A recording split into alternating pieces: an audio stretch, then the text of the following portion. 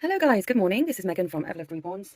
I have not made a video in a long time, so I'm sorry about that because I have been promising you guys that I'd make some more Reborn based content. I'm also a singer, so my channel can get a bit confusing. I'll go from uploading a video with a Reborn head to uploading music that I've made. So, but yeah, this one is a Reborn video. And the purpose of this video is yesterday I had a comment on my hair painting video asking about what I use to paint the babies because obviously the Genesis heat set paints are now discontinuing and people are looking for alternatives. So, so this is the baby I'm working on at the moment. It's the Gorgeous Peaches sculpt by Cassie Brace, as you can see there. And I just love this sculpt. I'm really excited to work on it. I particularly love the limbs. They are gorgeous. Let me just show you them. The legs. Look at this little fist. Oh, that is so cute. So yeah, I'm very excited to paint this baby. And I am going to keep the baby quite a light peachy complexion. Goes with the name. There's another baby that I've made before. So you can see I usually do paint, you know, slightly deeper tones, but this looks to be a bigger baby, so I don't want it to look so newborn.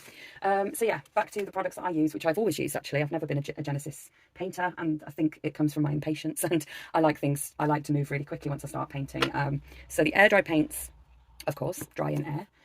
So you do have to work more quickly with them, that's for sure. The Genesis paints are a lot more forgiving for mistakes and corrections because obviously they don't set until they're in the heat. I'm just shaking up some paint here so that I think what I'll do is I'll paint one of these arms. So I have washed and prepped the kit already. It's optional now whether or not you'd like to completely prep the baby with glass and tile medium, because you can coat this onto the kit before you then do your acrylic paint layers. That's definitely an option that works, but for me I like to just put a drop of this into my paint mix and just keep building it as I go. So yeah, I'm going to show you what I do. So I use the Special Care Nursery paints, they're highly concentrated. I've got a full set of those, which are all over here, and you just bring those in. I've got a lot of beautiful colours there from those. I've got loads actually. I think I've got still most of another set as well. I find that when one bottle runs out, I like to buy just a whole new set. But they all end up getting used, so that's no bother. Now, for veining, I'm just going to show you as I go, and you'll learn what I do, what I use. In fact, before I do that, I'll just go through. So I use the Folk Art Glass and Tile medium. This is notoriously quite difficult to get online, frequently out of stock, I guess, because it's really popular with Reborn artists. And then I use this, excuse the bottle, it's very well loved, but it's the Ammo Ultra Matte Lucky Varnish. Has these little plain cards on it. I use this to seal the baby, so I'm not really going to use that until the end, but that's a fantastic varnish. It gives such a silky soft feel to the vinyl at the end. Honestly guys, you've got to try that if you never have before. And what I do is when I varnish with this, I will still add a drop of the glass and tile medium into the varnish as well. So this goes into your paints and it goes into your varnish, but only in small amounts. I do also use this Deco Art Duraclear Ultra Matte varnish, and I put a little drop of that in to usually my mottling layers. So I'll thin the paint with some distilled water as I go along, and I only use a very small amount. So I have a glass or a cup of distilled water next to me. And what I would usually do is I get one of my brushes, dip it into the distilled water, then mix it with my paint. Because if you use too much water, you're just going to thin the paint a bit too much, and then you get the sort of pooling of the paint on the vinyl, and it won't mop up very well. It won't sort of stick very well either to the vinyl. So yeah, I had a question from a lovely lady on my YouTube yesterday, so I don't know if you can see this, but I just have a teeny drop of the glass and tile medium, and then I've got my vein colour mix. So I'm just going to mix those together. I just have to sort of check that you can see that on the camera. I think you can. So that's a really nice vein colour. I just mix a tiny bit of green with the blue because I think it looks a bit more realistic. And then you can select your brush for the veins and choose this nice one. Now I do always like to use these synthetic acrylic brushes, and you can get sets of these on eBay or Amazon for a very reasonable price. And I just find them really hard wearing, and you know, they last a long time, and they're my favourite types of brushes. And I get the round tip set. So, and then I just go in with my veins, and so you can see that with that drop of glass and tile medium, you don't get the that sort of wet pooling effect on the vinyl. That is the thing that's going to make it adhere really well. I don't know how well you can see that vein. I'm just going to try and look in the camera as I do it. You can see that. So what I do is I paint it on, sponge it off. Now I'm not going to bore you with painting veins, so I might just pause this, pick it up again when I'm on to the next part of painting, just so I can show you the full process in minimum time. I forgot to just add there as well that with the blue mix, I don't add the distilled water to this usually, and it's because I like the veins to be quite prominent, and obviously we're only going to do one layer of the veins, so it doesn't need to be as thin as the skin layers of paint, for example. What I like to do with the veining colour is just rub it along the wrist and blend that in, sort of smudge off the excess. Now I know this is really hard to see, but we now have sort of a bluish tinge there, and I'm just going to do the same on the inside of the elbow. It's very, very light. You may not see it on the screen, but you don't want to go too heavy with the blue here, but that's what I do, and that's just to give that effect of the veins going underneath the skin, like we all have a slightly different skin tone there. And then I also like to go into the creases with this colour, and it's just to add depth to the creases at the end when we add other crease colours on top. So I find that the blue makes quite a good base, and it just gives it that level of depth really. Can I just point out my incredible mug, which was given to me by Tea's Reborns, which is now Precious Bundles. That is my favourite coffee cup. I had that in my Christmas box opening. We do like a Reborn exchange for Christmas time. She is probably my favourite artist. I just adore her as a human and an artist. I also like Memma's Munchkins. I think she's absolutely amazing as well. So yes, next we are going to do our mottling layers. Now, something you might like to do is just make a note of the order in which you've done things, which I sometimes do. So that, you know, if you do, what I like to do is I like to finish the head, or almost finish the head, then go on to the limbs. So it's good to remember what you did, because every baby is different, for me at least. I do think that some artists just follow the same order for every baby, which is fine as well, you know, whatever works best for you. But I sometimes wish I would do that, because I drive myself crazy. I like everything to be different each time. I like variety.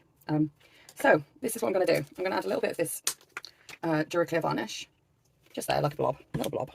And next, I've done the blue in all of the creases. Now I'm going to add a little bit of pink. Pink. Now, to me, pink is pink. Don't worry too much about different shades. If it looks pink to your eye, pink eye. I'm going to use a little bit of red. And I'm going to use a little bit of blue. And this will give me, again, I'm really not too fussy about the amounts of each colour, because, yeah, I just don't stress myself about things like that. I mean, if I think it needs a bit of something when I've mixed it, then we just put a bit more of that in. It's fine. This is my mug of distilled water. So I'm just going to add, I've just dipped my brush in there. I'm just going to do that once more. There we go, because you want the consistency of the paint to be right, and I'd rather put it on to the vinyl and find it's too thick and I can water it down a little bit more, rather than I've watered it down too much and I've got to mix up my paint all over again. Then I'm going to add a couple of drops of the glass and tar medium. Right, and now we are ready to proceed. So now with that glass and tar medium, this is going to stick nicely to the vinyl, and I'm sure you can see that mottling there. We have no watermarks or anything. Now I use the front of the sponge to mottle and the back of the sponge to just sponge off that excess, and it just blends the mottling really nicely, makes it look super natural. It's not supernatural, but really natural. And now just continue around. Now I like to rotate my sponge a little bit while I'm doing this, just so it isn't uniform and you don't get any kind of pattern, you know, it's just, it looks really natural and random. I did mottle the face of Peaches, but not too heavily. So hopefully you can see that. So that started that off nicely. I'm going to continue and do the whole limb, aside from the palms. So I've finished mottling the arm. Now with what's remaining here, I'm going to paint this onto the palm. So with this I just carefully paint it on. And it's just, yeah, it's just to differentiate from what I've already done with the mottling. And I always blend out the edges particularly well, because we don't want any lines that are too harsh. I'm happy with that so far. And then with a little bit more of that paint, just be really careful that inside the creases, where there's any paint welling up, let me just focus the camera. Yeah, if there's any paint welling up inside any of these creases, so let me just show you. I've just done that intentionally so you can see. Make sure you really carefully dab that out. Like I say, these are going to dry quite quickly, you know, sort of within about 5 minutes. So you want to make sure you're happy with each little bit that you do before you move on to the next bit. I think that's the biggest difference between Genesis paints and air dry paints, is that with Genesis you can, you know, paint an entire layer and go back and touch it up before you set it. Whereas with this, if by the time I get to the shoulder I decide I want to change something about the hand, it could be dry already. So yeah, we want to make sure we just finish off each section before we move on. Yeah, this is lovely and pink now. Still a lot of layers to go. I like to just pink around the nails, maybe a little bit on the knuckles. But we're going to do all these details a bit later on. So for now it's just getting this basic blood flow effect going. And then I would just also go over the creases again, which I've previously painted in blue. I'm just going to go over them with a bit of this pink, and again it just helps to deepen them. And I just use different brushes to get right in there. This little one probably works best. And then take my sponge, give it all a good dab to make sure there's none of that welling of the liquid. And I think we're good to go now. So once you're happy with what you've done and you want to give it a bit of time to dry, I just put it on my drying rack, which is above me. I'm just going to put that up there. I'll show you. It's going to sit there for a while to dry. Look at me on the wall looking so glamorous. I look nothing like that right now. That's my little baby Aurora. Let's pretend I don't look like this. yes, so that is the beginnings of what I do.